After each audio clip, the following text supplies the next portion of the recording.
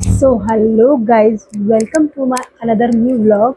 आज का व्लॉग मैं इसलिए स्टार्ट कर रही हूँ क्योंकि आज के व्लॉग में मैं फायर रिगार्डिंग आपको कुछ बताने वाली हूँ।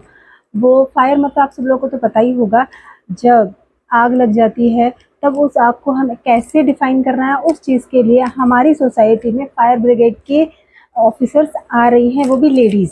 तो वो हमें सारी डिटेल्स देने वाली हैं कि अगर घर में आग लगती है या बाई चांस हमारे घर में सिलेंडर होता है, अगर कुछ हो जाता है तो उसको हमें कैसे बुझाना होता है, या हम कैसे लेडीज़ जो हैं वो वहाँ जाकर जाने वाली हैं। तो मैं आपको वहाँ जाकर बताने वाली हूँगी कि वो मुझे क्या क्या बता रहे हैं, और मेरे द्वारा आप लोगों को भी ये चीज़ जानने को मिलेगी कि एक्चुअल में हमें उस चीज़ को कैसे डिफाइन करना, कैसे खुद को बचाना। तो चलिए मेरे साथ।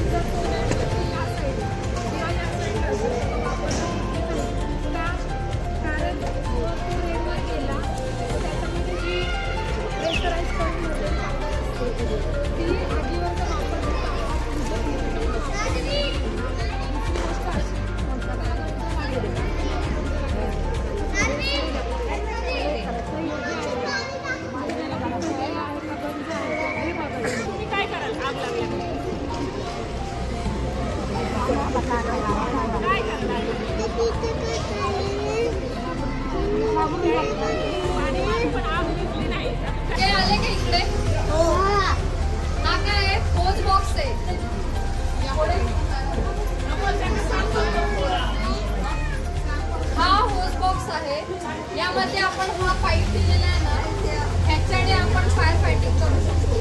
हा काढायचा की ते की दिली आहे. आता हे मला काढता येणार आहे का? नाही करणार आहे. आणि ही की वरती का दिली आहे, सेफ का ठेवली आहे? लहान मुलं येतील, काढतील, त्याला काहीतरी खेळणं करतील म्हणून ती एक सेफ झोन मध्ये ठेवली आहे.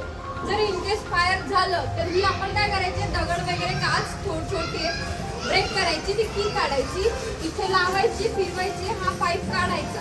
हा काढल्यानंतर एका साईडला त्याला 2 कान असतात. आता ह्याच्याने आपण तुम्ही स्वतः विजवू शकता. हा पाईप घ्यायचा, 2 कान दिसतात त्याला इथे कनेक्ट करायचा, हा वॉल चालू करायचा, ती जी ब्रांच आहे ती त्या समोर लावायची आणि या पाईपातनं पाणी जिकडे आग असेल तिकडे आपण आग विझवू शकतो. फायर ब्रिगेड येण्याच्या आधी हे आपल्यासाठी दिलं. हे फिक्स आहे म्हणून याला काय बोलतात, फिक्स फायर फायटिंग. घालणार आहे का?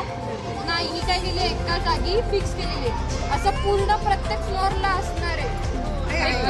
असतो माहितीये. आता हा जाऊन होत कितपर्यंत जाणार आहे, इथून फर्स्ट फ्लोअर पर्यंत जाऊ शकतो. आज 4थ्या मजल्यावर तर तुम्ही काय करणार, तुम्ही हे प्रत्येक ठिकाणी दिलंय. फर्स्टला दिलंय, सेकंडला दिलंय, थर्डला दिलंय.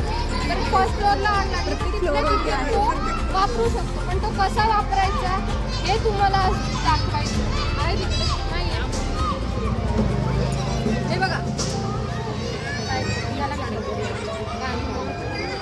हा काय करायचं आहे, त्याला कान दिसतात का बाजूला? नाही, एक काढ ह्याला दिसतात. आता तो कान ज्याला आहे तो कुठे लावायचा आहे, पुढे घेऊन जायचं. आणि ज्याला नाहीये तो कुठे लावायचा आहे, हे एवढं जर लक्षात राहील. इकडे लावल्यानंतर असा एक कान इथे असतो, तेव्हा तो लॉक होता. ठीक आहे. आणि ही ब्रांच आपण जसं झाडांना पाणी मारतो तेव्हा आपण पाईपाला बोट दाबतो आणि प्रेशरने ते पाणी पुढे जातं. हे जर मोठं तोंड असेल तर पाणी इथपर्यंत पडेल, म्हणून हे साहित्य दिलेलं आहे की जेणेकरून बंदुकीसारखं असेल, बारीक प्रेशरने पाणी आगीपर्यंत पोहोचेल. तर इथून आता हा लावून हा वॉल चालू करायचा आहे आणि तिथून पाणी येणार आहे. असं प्रत्येक फ्लोअरला आहे. पण ह्याचा मेंटेनन्स नसल्यामुळे हे तुम्ही आग लागली तर तुम्हाला ती वाढू शकते आणि तुम्ही काहीच करू शकत नाही. साहित्य तुमच्या जवळ आहे पण तुम्ही ह्याचा मेंटेनन्स नाही आहे, काय नाही. आता ही लाईन कंटिन्यू पाण्याने चालू पाहिजे. ह्याचा मेन वॉल असतो वरती. आता समजा वरतीच लाईन आहे, सगळं चालू झालंय, आपण म्हणतो पाणीच नाही येते, सगळं केलंय आम्ही, सगळं ऑन केलंय, पण पाणी का नाही येते, कशामुळे नाही येते? वरचा जो मेन वॉल आहे तुमचा मेंटेनन्स मधला तोच बंद आहे. ह्या सगळ्या पाईपचा जो मेन वॉल असतो तोच बंद आहे, तर पाणी येणार कसं? नाही येऊ शकत. जेव्हा आपण हे सगळं येतात, तयार जे असतात तुमचे मेंटेनन्स करणारे, त्यांना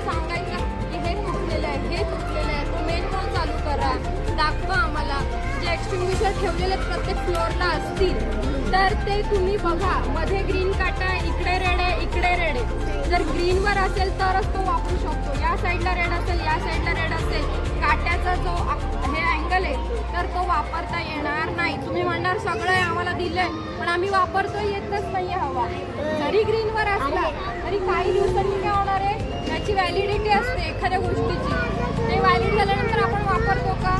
नाही वापरत. कुठलीही गोष्ट काय होईल म्हणा सगळं असतं पण आपण वापरतो नाही. त्याचा काटा ग्रीनवर जरी असेल तरी तो कधी कधी वापरता येत नाही. का वापरता येत नाही? कारण त्याची जी पावडर असते ती घट्ट झालेली असते वर्षानुवर्ष, 10-10 वर्ष, 5-5 वर्ष. का त्याचा मेंटेनन्सच नाही आहे, रिफिलच केलं नाही. त्याच्यामुळे हा धोका येऊ शकतो. घरात जरी तुमच्या आग असेल तर तो एक्सटिंग्विशर काढायचा, घेऊन जायचा आणि मारायचा. हे कोणासाठी बसवलेले आहेत? हे तुमच्यासाठी बसवले, तुमच्या सेफ्टीसाठी बसवले. पण हे तुम्हाला गृहिणींना माहिती पाहिजे. दिवसभर घरात तुम्ही असता, जर तुम्हालाच माहिती नाही तर काय तुम्ही स्वतः एक आटोक्यात याल. ह्याच्यासाठी तुम्हाला हे सगळं माहिती असणं गरजेचं आहे. त्यात तुमच्या मेंटेनन्समध्ये हे तुम्ही करून घ्या सगळ्या गोष्टी, ठीक आहे. आणि एक छोटासा बॉक्स बघितलाय, ते बटन असतं लाल, त्याला पण काच असते, तो बघितलाय. जर मोठ्या प्रमाणात आग आहे तर ते काय करायचं, तो ब्रेक करायचा.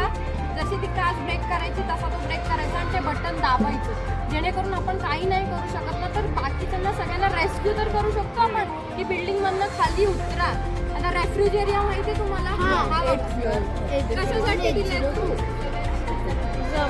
कशासाठी दिलंय? आपल्याला फिरायला दिलंय का? गार्डन म्हणून टाइमपास म्हणून बसायला दिलाय का? का बाबा सगळ्या माहिती एकत्र या आणि बसा आणि गप्पा मारा, ह्याच्यासाठी आहे का तो? नाही. एखाद्या फ्लोअरला आग लागली किंवा बिल्डिंगला आग लागली तर काही करून तुम्ही त्या वरचे लोक त्या रेफ्रिजरेटरला येतील, खालचे त्याच्या खालचे लोक त्याच्या खालच्या येतील. 7व्या मजल्यानंतर 8व्याला, परत 7 मजल्या गेल्यानंतर परत 8व्याला, असं त्याचं एक पर्टिक्युलर हे केलेलं आहे मॅन्युफॅक्चरिंग आहे. त्याच्यामध्ये का असतं, विदिन 3 मिनिटमध्ये तुम्हाला सगळ्यांना इव्हॅक्युएट व्हायचं आहे, सगळ्यांना एका ठिकाणी यायचं आहे. आता तुमच्या घरात 5 माणसं आहेत, तुमच्या घरात 6 माणसं आहेत, ती हेड काउंटिंग तुम्ही घ्यायची. तुम्ही आम्हाला फोन केला आहे, सगळं केलं आहे, मान्य. पण मग जर आग विझवता नाही येत तर तुम्ही हे तर करू शकता, स्वतःचा जीव वाचवू शकता, दुसऱ्याचा जीव वाचवू शकता. कोणी पेशंट असतील, बेड पेशंट, तर त्यांना तुम्ही उचलून आणू शकता. उचलायचं म्हणता तर तुम्हाला कसं उचलावं लागेल, अशा पद्धतीने तुम्हाला पकडायचं आहे, खाली वाकायचं आहे, त्यांना बसवायचं आणि उचलून आरामात आणू शकतो. एक जण असं उचलू शकतो का? किंवा त्यांच्या एखादे हात पकडा, एकाने पाय पकडा, उचलू शकतो आपण? नाही. 4 हँडची पद्धत आहे, ती तुम्ही अप्लाय करा आणि त्याच्याने तुम्ही त्यांना सेफ झोनमध्ये आणू शकता. इकडे आल्यानंतर तुम्ही सांगणार की आमच्या 5 लोक होते पण आमचा एक चौथा 4च आहेत, एक आलाच नाही.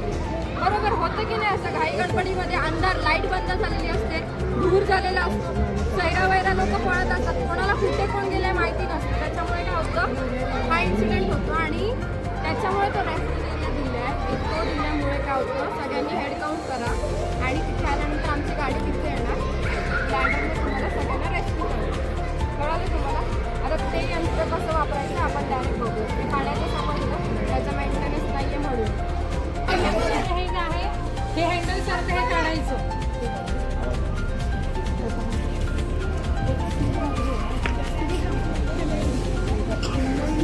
हा पाईप आहे याच्यातून काढायचं, रॅकेटमधून घ्या व्यवस्थित. आणि ही जी नोझल आहे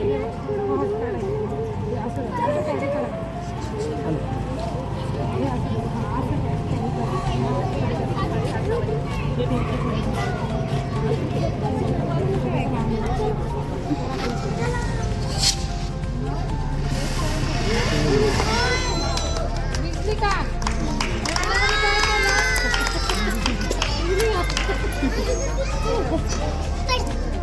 अजून कोणाला वापरायचा सिलेंडर हा कसा यूज करायचा?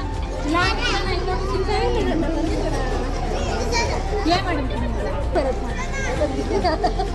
ऐकलं बघ तुझं सॉरी का परत दिवसभर यूज करूया का? मला कोणाला वापरायचं आहे? त्याचंच तुम्ही त्याचंच या नाही या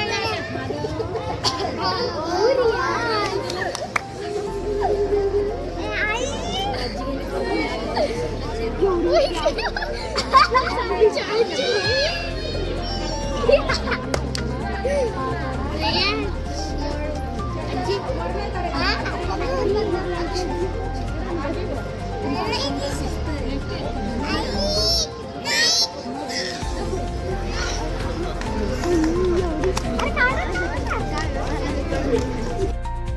गाइस मैं आ चुकी हूँ। आप लोग को मैंने सब कुछ दिखा दिया है कि ऑफिसर्स ने हमको क्या क्या सिखाया है, कौन कौन सी बातें बताई हैं।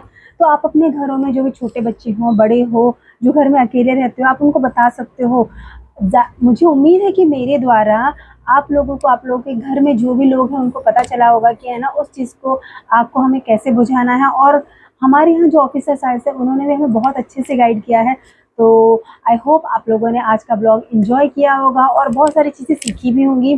तो आज का ब्लॉग मैं यही स्टॉप करती हूँ, बंद करती हूँ। मिलते हैं नेक्स्ट ब्लॉग में। Bye bye, good Knight.